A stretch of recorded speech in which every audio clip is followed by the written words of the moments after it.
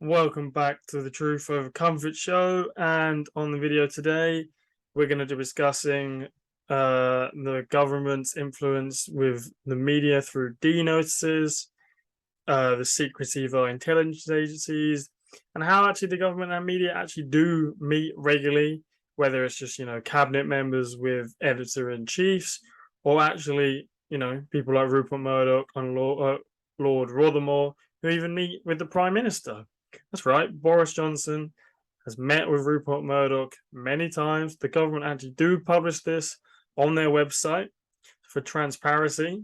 However, they just say, "Oh, general discussion," or "went for dinner," nice and romantic, or just not really saying anything, just vague as it comes, and not very transparent at all. And you have to wonder with someone like old Murdoch, the Sun, the Times, the Wall Street Journal, Sky Australia, no longer obviously Sky here, and Fox, and some probably other Australian stuff, and a few things I'm missing. Meets the UK Prime Minister, who is a blip compared to Rupert Murdoch's time of power. Who's the top dog in that meeting? What do you know? Is it like a gentlemanly chat where they're like, "Here's the government policies and here's the agendas we're doing that they obviously agree on," and Rupert Murdoch's like, "We're going to push that," or is it Rupert Murdoch's like, "Okay, sure, but if you go off the line on these things, we will sink your ass. We will come after you in the press, in my media organizations," and the other, because the heads of media organizations are obviously basically part of that transnational elite. Have a lot of money, a lot of power, same sort of goals. You have to wonder. I'm not sure, as it just says general discussion. Maybe it's innocent. There's nothing. I'm not saying sinister, but they're meeting. I'm sure they're discussing policies and how to push it. I'm not sure. And you have to think as well with COVID, wars, the Russia-Ukraine thing, just how in sync the media and the government are. Almost if they completely agree with each other, which they seem to do.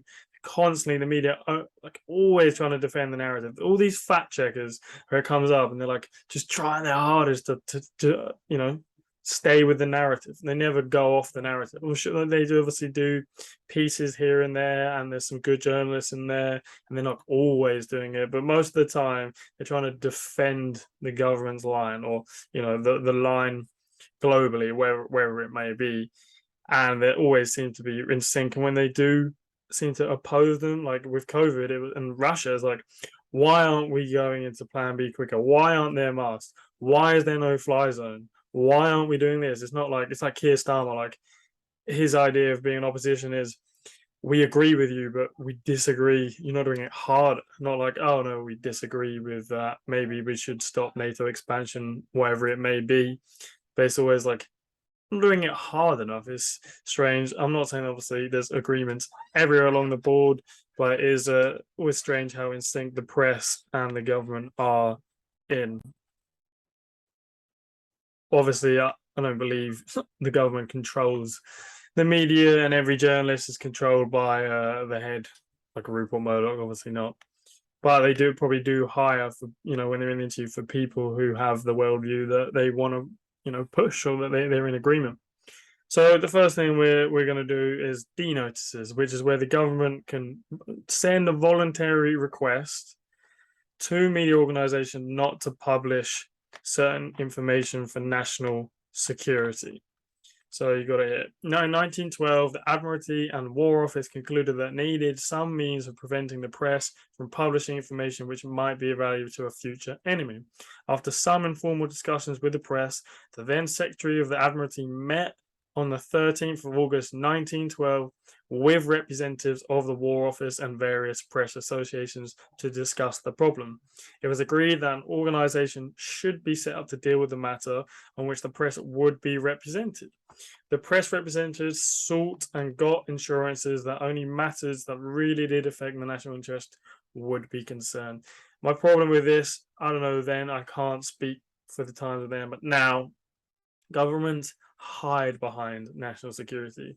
That's all they ever seem to do is, or we can't release this information because of national security, or we can't declassify these files because of national security. we can't tell you about the JFK files in America because of national security. And then they're like, oh, people always, think the government's involved in some nefarious business, conspiracy. Oh, there's some conspiracy theorists who believe this. I'm like, why is everything you ever do classified of national security for our own good? No, they're looking out for us. Oh, that's it. Oh, it's not to cover their own arse. It's not so they don't have to release information about overthrowing foreign governments. No, it's not about doing experiments like MK Ultra, atomic stuff, or anything like that. No. It's all for you. It's all for you, and it's not so we can hide behind classified material. And then when the public do find out, it's a different public, and it's like, oh yeah, we did do that, but it's not the people at the time. You don't find out at the time. You're always playing catch up to the history, and it gets lost in the memory normally. So I have a problem. You could be like, oh, for names, legitimate, and an operation they're doing at the time, which you can say, oh, during an Iraq operation, they don't want them to find out that. Or one, they shouldn't be in Iraq. But two, okay, that is, you don't want to put someone's life at risk. But do you really take the government's word that they're not going to overstep their line? It's voluntary. The press can say no. But you think governments have a knack for overstepping their mark. They get something in, like secure powers, COVID powers. Scotland renewed them. America still renews their 9/11 powers every year. It's been 20 years. And so when the government asks the press, oh, can you not do this? You don't think they're ever going to be like, not do something that might embarrass the government, which is an example we have soon. So it's actually quite interesting that they work with the press. I don't know if it's better that they're in the committee. So you got the MOD is the chair, ITN, which I'm not actually sure what that is, and then you've got Cabinet Office, National Security Advisor, National Security, the Foreign. So loads of national security people, each Cabinet Office, Foreign Commonwealth and Development Office, the Home Office, and the MOD, and they got someone from the ITV, Director of News, Current Affairs and Sport, Michael Jeremy, David Jordan, Director of Editorial Policy Standards, BBC, and Sarah Whitehead, Deputy Head of News Gathering, Sky News. So they got the big people. They got Daily Telegraph here. They got it covered. Anyone else? No. So I don't know if that's better or not that they're on board, or they're meant to be like a watchdog to make sure that if they actually are doing it for only actual national security risk. I'm not sure. We've got an example here. This is the only example I'm going to give because it was just about actually, showing you that this exists and is a thing, which I did not know until Declassified UK tweeted about it or did an article. I'm not sure. They've done an article, but I don't know how I found out. It doesn't matter. But I just couldn't believe it's a thing. It's good. At least it's voluntary. It's not like they have to do it. And it's not a law. But you wonder how often they cave in. So here's an example of how they did. David Cameron makes veiled threat to media over NSA and GCHQ leaks. Prime Minister alludes to courts and denotices and singles out the Guardian over coverage of Edward Snowden. So I've actually got his speech here. So this was in 2013, 28th of October, same day that article was published. This is the Snowden leak. So everyone knows about, the NSA is spying and surveilling. GCHQ was also involved in that leak, which is maybe not the time undiscussed. I was way too young. I was 12 years old. But now in culture, whenever you hear, it's always forgotten. It's always the CIA and NSA, never MI6 and GCHQ. They always just seem to disappear. Maybe some of our laws are the reason why it is. So this is the Prime Minister. I thank my own. So there's loads of people in here like defending the security service. Or they're heroes. They keep us safe. I'm sure they do good work too. I'm sure they do. But they also don't. I thank my honourable friend, Sir David Cameron, for his consistent championing of the intelligence services who do such important work to keep our country safe. As I said, we have a free press, and it is very important that the free press feels it is not pressured, is not pre-censored in what it writes. The approach we have taken is to try to talk to the press and explain how damaging some of these things can be. That's why the Guardian destroyed some of the information on disk it had, although it is now printed further damaging material. So some of the disks they had of the Snowden leaks, they destroyed, but they said they did carry on printing different things, obviously not the stuff they destroyed. I do not want to have to use injunctions, denotices, or other tougher measures. It is much better to appeal to newspapers' sense of social responsibility. However, if they do not demonstrate some social responsibility, it will be very difficult for the government to stand back and not act. So I'm guessing his reason for saying that is for national security, names, and whatever is embarrassments. Or is it because, there's a treasure trove of evidence that the GCHQ and NSA spy on their own citizens, have a lot more access into our daily lives than what most people thought.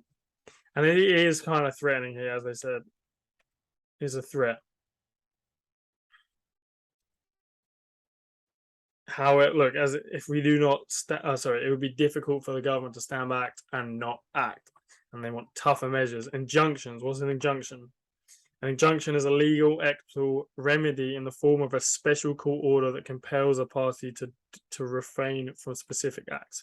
So they're going to put an injunction on media organizations, take them to court to not publish certain things.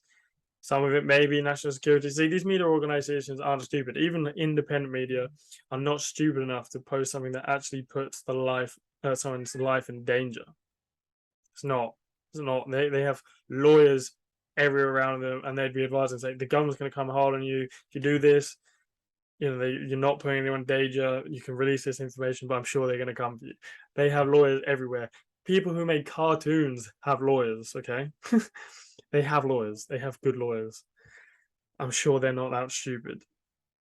Where all the information they do put out, and then the government will be like, "Oh, you publish that, you take it all down." Not that stupid. So he's specifically said about denotices and other tougher measures. That's interesting. And the Guardian destroyed the disc, which they say here. So they're re-quoting him. The Guardian agreed to allow officials from GCHQ to oversee the destruction of hard drives in July after the government threatened using an injunction to block publication of information within NSA files. I really, as I said, really do not believe that it was actually something that threatened someone's life or anything like that. I'm sure it was just like, you can't publish this. This is too much. So go to the next bit, and maybe it'd be better to do it the other way around, actually. So this is the intelligence agencies not being to be Freedom of Information Act. So I'll show you the actual government website that discussed this. This is an MOD document where someone's Freedom of Information Act this. So, can you help me with the information about Charles Hobart Ellis? In the 1920s, and later he was British Vice Consul in Berlin. Do you have any information in your archives about him? I'm sure he was in contact with SIS and MI6. This is from the 1920s. Well, just under 100 years at the time. And this is what they say. You may also wish to be aware that neither MI5, the Security Service, or MI6, the Security Intelligence Service, are covered by the Freedom of Information Act. You cannot FOIA them, neither GCHQ. And on this government website, it explains this with guidance. So this is a government website, Information Commission Office. You can see the old gov up here somewhere. This guidance discusses Section 23, the Securities Bodies Exemption of Freedom of Information Act, in detail and is written for use by public authorities. Read it if you have any questions not answered. So, provide an exemption for information if it's directly or indirectly supplied to a public authority or relates to any bodies specified in Section 3.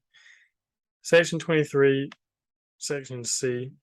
3, list the security bodies, which include the Security Service, MI6, and other similar bodies like GCHQ.